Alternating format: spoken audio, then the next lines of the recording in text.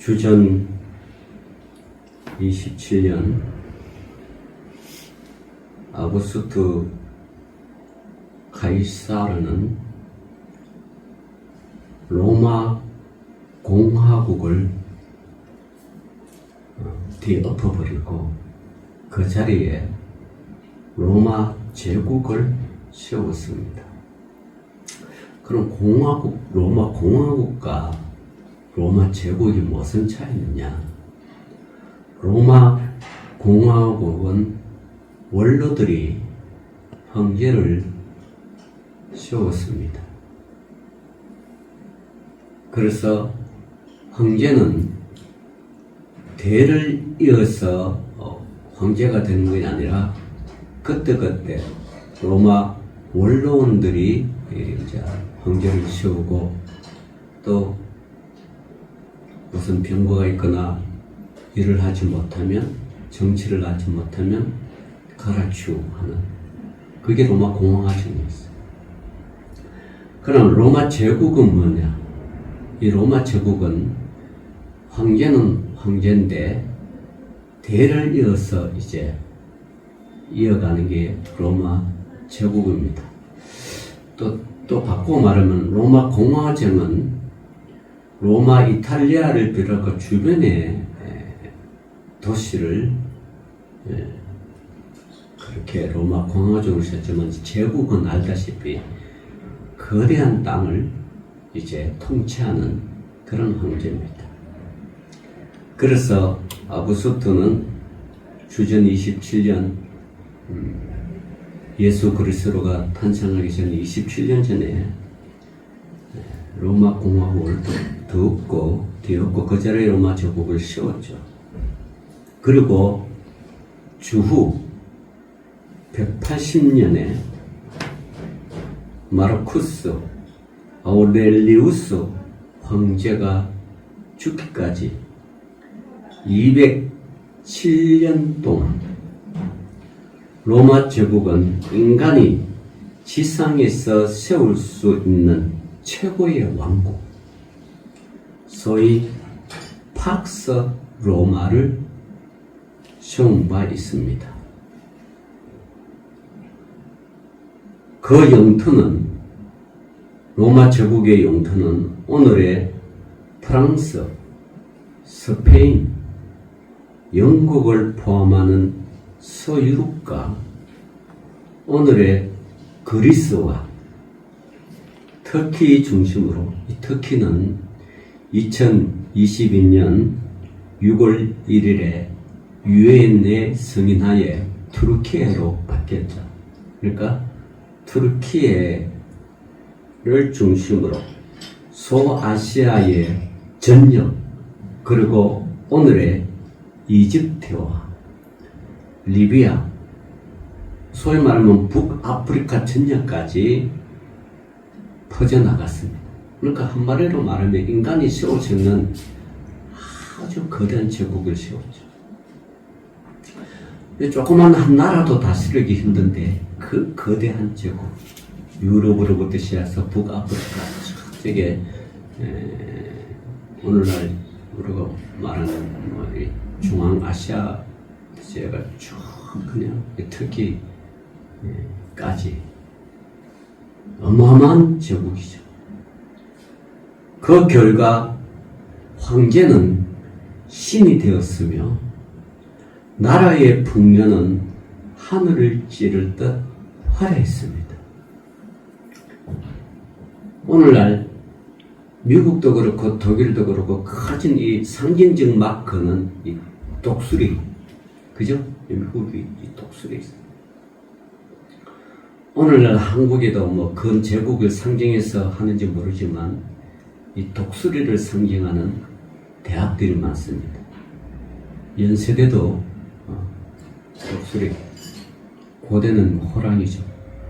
둘이 싸우면 고대 사람은 연세대를 향하여 병아리라 그러고 연세대는 고대를 향하여 고양이라 그러고 그러니까 둘이 서로 이렇게 자기들이 쳐보라 그러면 그 자부심으로 상대 대학을 이렇게 졸업하듯이 그렇게 하는 게 뭐 그들의 대학이 축제고 문화니까 뭐 어쩔 수 없지만 어쨌든 나라의 풍요는 하늘을 찌르시 화려했고 국민들의 삶은 사치의 극을 달았습니다. 그런데 이 영원한 제국 로마가 밖으로부터 무너진 게 아니라 외세의 침입으로 무너진 게 아니라 안으로부터 서서히 로마 제국이 무너지기 시작했습니다. 거칠 줄 모르는 사치와 귀족의 타락, 그리고 부의 고갈로 이어지며 피투성이의 권력 투쟁은 한때 30여 명의 황제들이 나라를 분할 통치하면서 시민 전쟁으로 이어지고 그것은 다시 인구 감소, 경제 파탄, 도시의 황폐화라는 연쇄적인 파멸로 치달았습니다. 3세기 말 유능했던 디오클레션 황제의 과감한 정치 개혁과 4세기 초 기독교를 국교화시킨 콘스탄티 황제의 정치적인 결단에도 불구하고 로마 제국은 서서히 점점 깊은 수렁으로 빠져들고 말았습니다. 바로 이 틈을 뚫고 감히 로마 제국을 침입해 들어오는 겁없는 부족들이 일어나기 시작했습니다. 그들은 훈족, 그리고 슬라브 민족. 이 슬라브 민족은 유럽을 중심으로 중부, 동부, 남동부, 북아시아에 거주하는 인도, 유럽계 민족을 상징하는 것이 슬라브 민족입니다. 그리고 제머니, 누구죠? 독일입니다. 제머니. 그리고 고트족, 그리고 반달족들이 그들이었습니다. 그 중에서도 제머니들은 유난히 메스운 눈에 빨간 머리에 건장한 몸을 가지고 있었으며 그들은 작은 동네 구석구석에 살면서 농사도 짓지만 수시로 주변의 도시들을 공략하여 거기서 얻은 노획물로 살아가는 야만족이십니다. 이들이 나중에 그 후손들이 세계 1차 대전을 일으켰고, 그죠? 세계 2차 대전을 히틀러들이 일으켰던 그 제목이 독일이었습니다. 아주 호전적인 민족입니다. 지금도 유럽에서 독일인이라면 불안하고 또 언제 일어날지 모르는 이 군사 강국이죠. 그래서 2차 세계 대전을 연합군 승리로 해서 유엔국이 독일을 처음에는 동서로 갈랐죠. 동독 서독으로 갈랐어요. 근데 이렇게 결국은 90년도에 통합의 거대한 제국이죠. 근데 어쨌든 2차 세계대전이 끝나고 독일이 하도 머리도 족하니까요. 독일 인구를 한 도시당 5만 명을 못 넘게 했어요. 뭉치면 무슨 일을 할지 모르니까. 그리고 독일의 큰 빌딩들을 못 짓게 했어요. 그냥 공안고만한 그런 도시. 근데 여러분, 오늘날 독일 자동차 얼마나 잘 만듭니까? 벤처가 왜 유명한지 아세요? 어떤 사람이 알프스 산을 걷다가 굴러 떨어져서 자동차를 타고 가는 거예요. 다다가 쑥 킬로를 떨어지는데 살은 거예요. 살았어요. 그만큼 벤처 자동차가 안전하다. 그래서 세계적으로 벤처가 되면 아주 그냥 자동차에 아주 고급화도 고급하지만 안정성. 독일 자동차도 국민 자동차, 우리는 뭐 우리가 국민 자동차, 조그만 자동차, 뭐 모닝 뭐 이런 거지만 독일은 폴스바겐이라고 아주 이름 뜻이 국민 자동차예요. 그런데도 얼마나 튼튼하고 잘 다니는지 몰라. 어떤 독일 사람들은 모르거든. 그래서 유엔 2차 세계대전 끝나고 독일은 인구 5만을 못 넘기로 했는데 지금도 여전히 러시아가 가장 두려워하는 민족은 독일입니다. 아주 독일이죠. 그래서 하여튼 이 독일인들 로마 집단에 끊임없이 반역을 일으켰던 로마 제국에 자 그래서 때는 주후 410년 알라릭의 지위를 받은 북방의 야만족이죠. 그리고 비지고스의 족이 제국의 수도,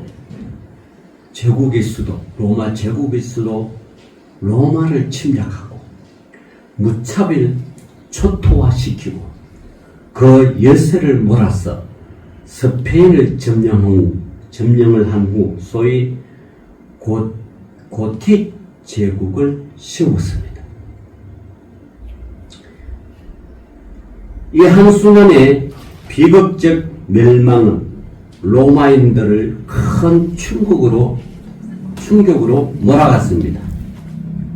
그리고 로마인들은 로마 신을 버리고 기독교를 국교로 받아들였는 데 대한 저주를 비난하고 나섰습니다. 원래 로마는 로마 신이 있었어요. 가이사로 뭐 이런 태양의 신 뭐 이런 거죠. 그런데 아우구스티누스이 기독교를 받아들였죠. 그래서 로마가 멸망을 하는데 로마 신을 섬기지 않고 기독교를 국구로 받아들여서 그래서 망했다라는 저주를 비난하고 있었습니다.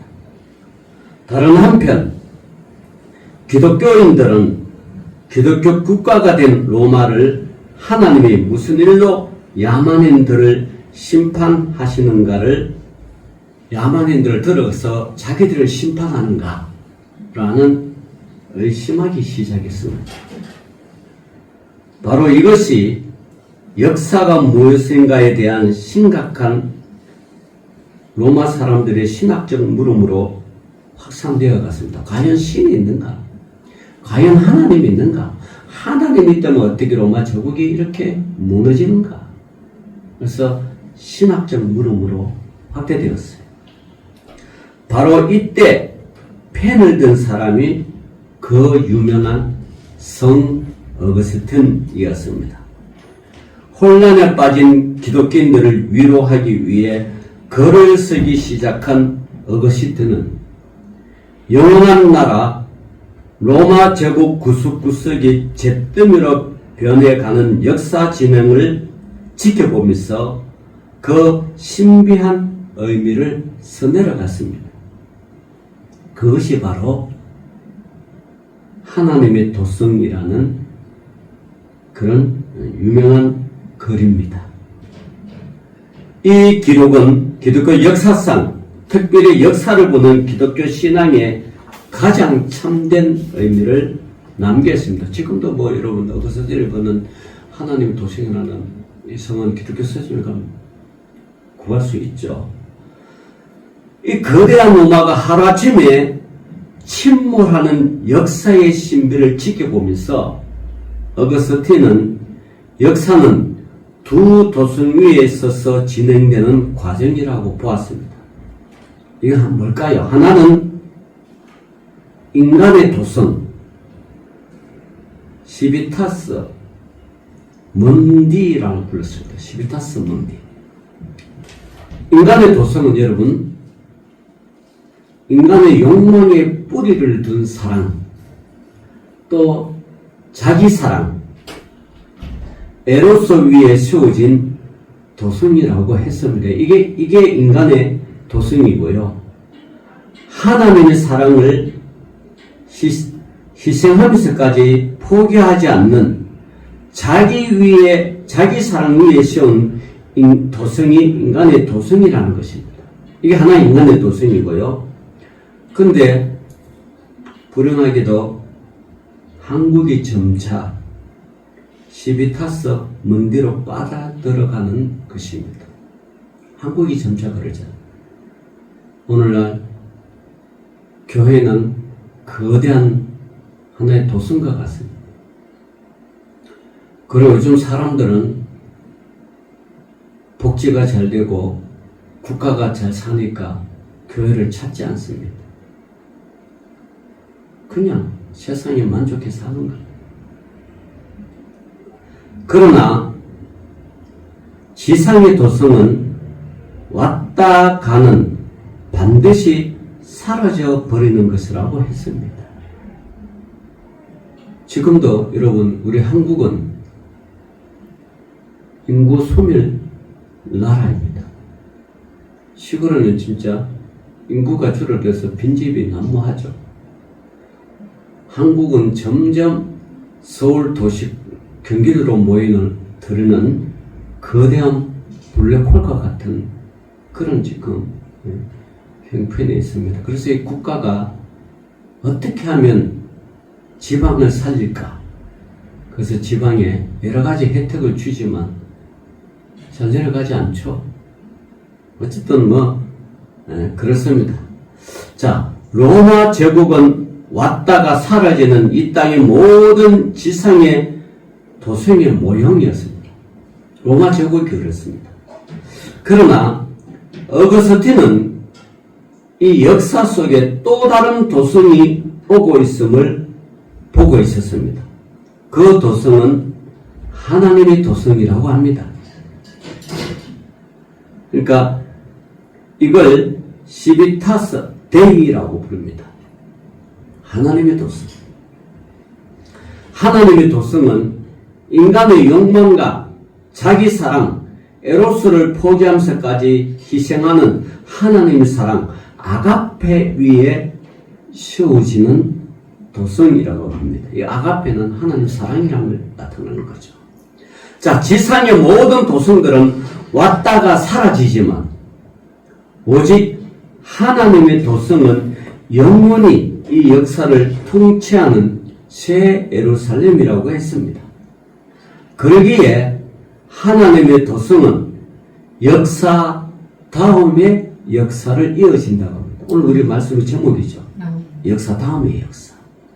자, 오늘 구원순례의 무대는 오늘 여러분이 읽었던 성경 말씀 이 민수기 13장 25절부터 33절에 이 구원 순례의 역사는 사막 한가운데 오아시스, 즉 가데스 바네아입니다. 시내산과 약속의 땅 가나안 사이에 잠시 머문 곳이 가데스 바네아였습니다. 그런데 약속의 땅 가나안을 하루길 앞두고 이스라엘은 하나님의 어미하신 앞에 다시 말하면 하나님의 진노 앞에 섰습니다. 멸종의 위기는 면하였으나 사막 그곳을 39년 동안 배회하며 죽음 앞에 이스라엘 백성들이 탁 직면했었잖아요. 그것도 39년 동안. 자, 그 이유는 무엇일까요? 문제의 발단은 12지파로부터 나온 탐정 12명이 가나안 땅에 스며들어서 40일 동안 정탐하고 돌아온 후에 일어났습니다.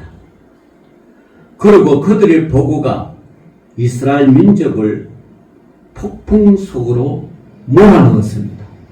200만이라는 이스라엘 민족을 12명의 가나안 땅을 정탐한 12명을 쭉 돌아보니까 그걸 지금 보고하는 장면이죠. 하루 길만 더 가면 가나안 땅에 들어가는데 12명의 정탐꾼이 보고가 있습니다. 그들은 그들이 정탐한 가나안 땅 고고학은 이것을 기름진 초승달의 요충지라고 불렀습니다. 국제 무역의 통로, 고도의 도시국가, 화려한 왕궁에서 시작하여 이미 학교, 도서관까지를 소유한 문명국가, 그리고 상업이 번창했던 문명의 도성들이었다고 성경은 말하고 있습니다. 어거스틴이 말하는 인간의 도성, 시비타스 문디의 모형이었습니다. 이 가나안 땅이. 그런데 사막 끝자리에 도달한 천만 민족, 그죠? 이스라엘 백성은 천만 민족이잖아요. 이스라엘 민족에게 문명의 도성 가나안은 지상 낙원이었습니다. 그런데 문제는 가나안을 보는 두 눈이 있었습니다. 한눈에는 가나안을 젖과 꿀이 흐르는 땅이라고 말했고요. 또 한눈에는 강한 거민, 견고한 성읍으로 묘사합니다. 그리고 우리는 스스로 보기에도 메뚜기 같으니라고 민수기 13장 33절을 말씀하고 있습니다. 그 메뚜기다. 자기들은 메뚜기라고 표현을 하면서 스스로 자기 비하를 했습니다. 그리고 이 소리를 들은 온 회중은 소리를 높여 부르짖고 백성이 밤새도록 통곡한다 라고 민수기 14장 1절에 오늘 33절 보면 민수기 14장 그 다음에 14장인데 1절에 그렇게 이야기해요. 자, 보고를 들은 두 눈, 한 눈은 뭐요? 저 땅은 젖과 꿀이 흐르는 땅이라고 보고를 하고 한 눈을 보는 저 가나안 땅 향하여 강한 거민, 안압 자손 같은 사람, 견고한 성읍이다. 이렇게 보고를 하니까 그 보고를 들은 백성들이 밤새도록 통곡합니다.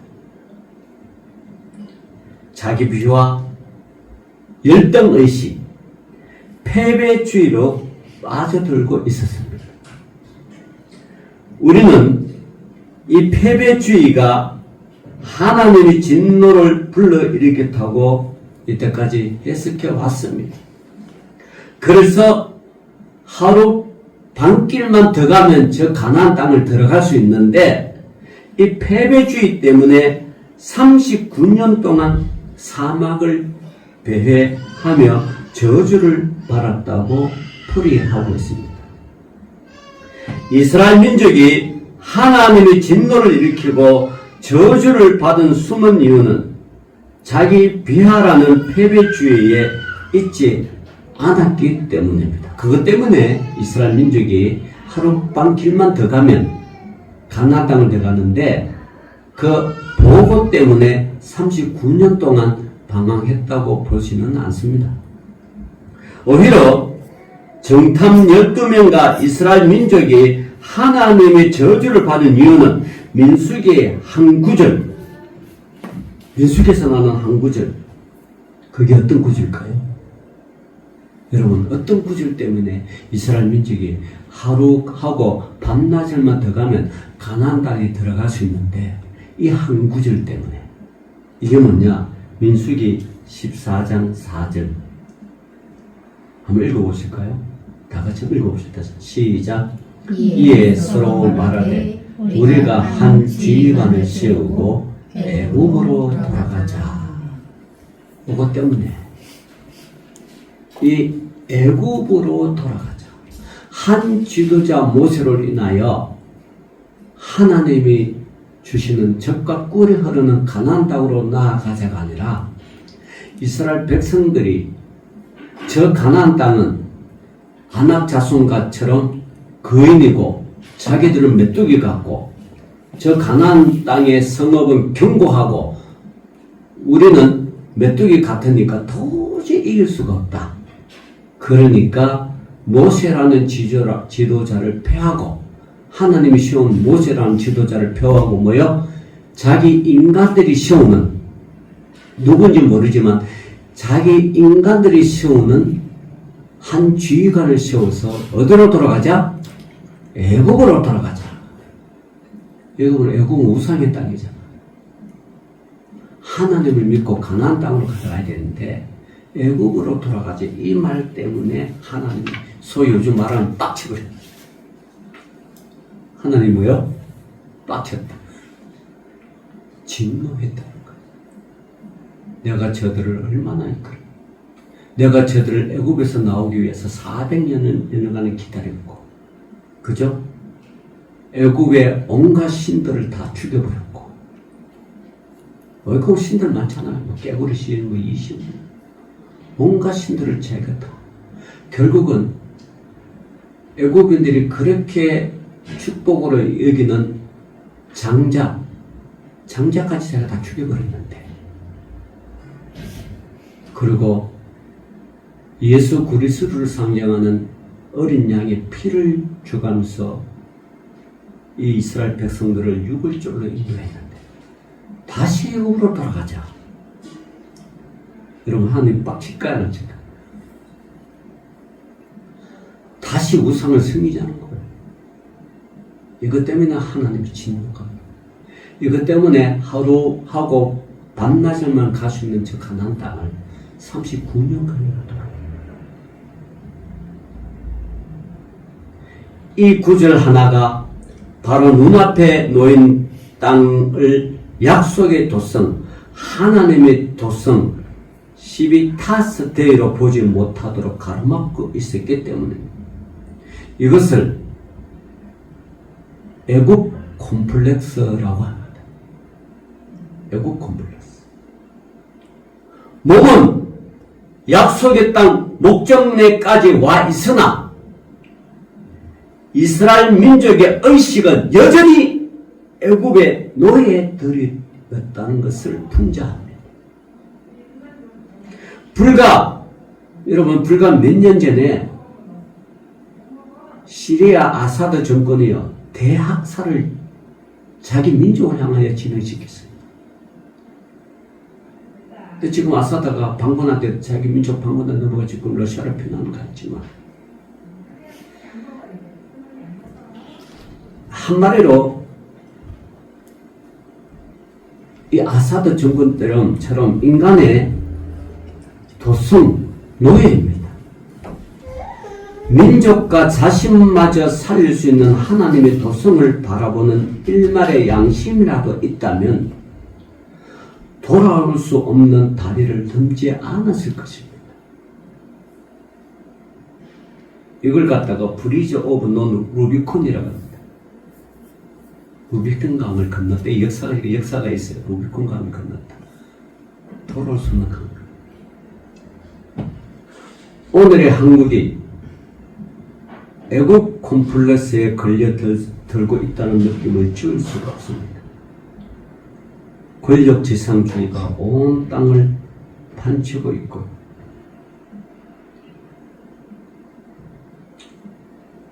아주 그냥 물질이 넘치는, 그죠? 자, 인간 도성의 노예가 되어 가나안 뒤에 있는 하나님의 도성을 보지 못하는 애굽의 노예들이 오늘날 우리 한국 목회자와 성도들이 아닐까. 교회가 부흥 안 된다고 힘들다 어렵다는 이 패배주의, 교회가 어렵다고 힘들다 부흥 안 된다고 하면 하나님과 살아계시지 않는다는 것이잖아요.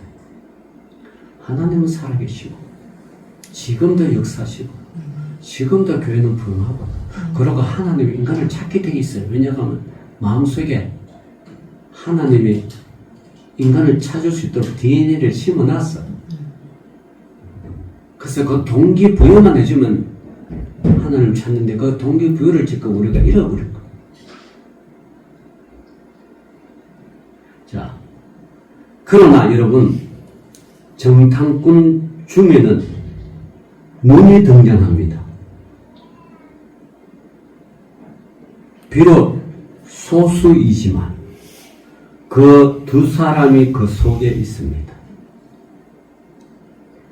그 두 사람이 누구죠? 여호수아와 갈렙입니다. 갈렙이라는 증언자가 이렇게 말합니다. 갈렙이 모세 앞에서 백성을 조용하게 하고 이르되 우리가 곧 올라가서 그 땅을 취하자 능히 이기리라. 할렐루야. 여기 민수기 13장 30절. 그러면서 어떻게 합니까? 그들의 보호자는 그들에게 떠났고 여호와는 우리와 함께 하시느니라. 할렐루야. 이게 민수기 14장 9절에 나옵니다. 이 증언은 승리주의의 나팔처럼 보입니다. 패배주의에 빠진 이스라엘 앞에 승리주의라는 정치적 캠페인을 외치듯 그렇게 보입니다. 그러나 그들은 지금 눈앞에 놓인 인간의 도성, 가나안 뒤에 있는 약속되어진 하나님의 거룩한 도성을 바라보는 애리한 눈을 여호수아와 갈렙 외에는 보지 못했다는 것 사실. 적어도 여호수아와 갈렙은 가나안을 애국 콤플렉스라고 부르는 애국 노예의 눈으로 보지 않았습니다. 오히려 두 사람은 가나안을 하나님의 땅이라고 약속의 땅이라고 보고 있었습니다. 여러분, 우리는 마음먹기에 어떤 마음을 먹느냐? 가나안 땅을 하나님의 땅이라고 보고 있느냐? 안 그러면 애국 콤플렉스로 우리가 애국으로 돌아가자 이렇게 하느냐?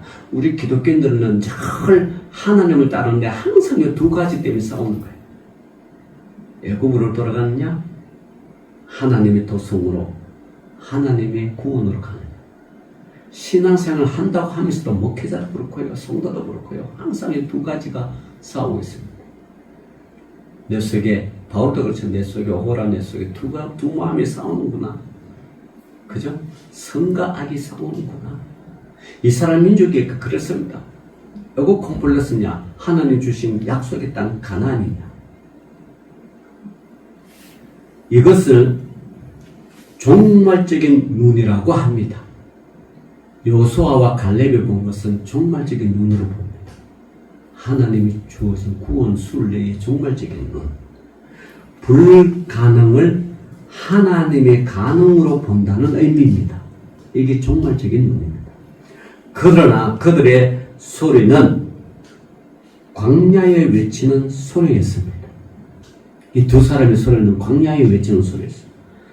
듣는 이도 호응하는 이도 없었습니다. 그래서 여러분, 종말적인 눈은 늘 외롭고 고독합니다. 알아주지 않아요. 그러나 오늘의 구원순례는 하나의 신비에서 그 진행이 계속됩니다. 그럼에도 불구하고 하나님의 구원순례는 계속된다는 거예요. 하나님은 애국 콤플렉스에서 울고 있는 대중을 선택하시지 않으셨습니다. 거꾸로 광야의 소리, 누구도 듣지 않는 여호수아와 갈렙을 들어 구원을 이어가셨습니다. 성경은 이들을 남은 자라고 합니다. 유명한 역사학자 아놀드 토인비는 역사 다음의 역사를 보는 이들을 불러 역사 다음의 역사, 이들을 가리켜 뭐라고 말하느냐? 유명한 역사학자 아놀드 토인비는 이렇게 말하죠. 창조적 소수라. 창조적 소수라. 가나안 길 하룻길 앞에 둔 땅 사막 속의 오아시스인 가네스 바니아. 인간 도성의 노예에서 벗어나지 못한 민중과 정탐꾼 10명 때문에 하나님의 구원은 39년 동안 지연되었습니다. 여러분, 하나님의 구원 계획은 지연될 뿐이지 끊기지는 않아요. 계속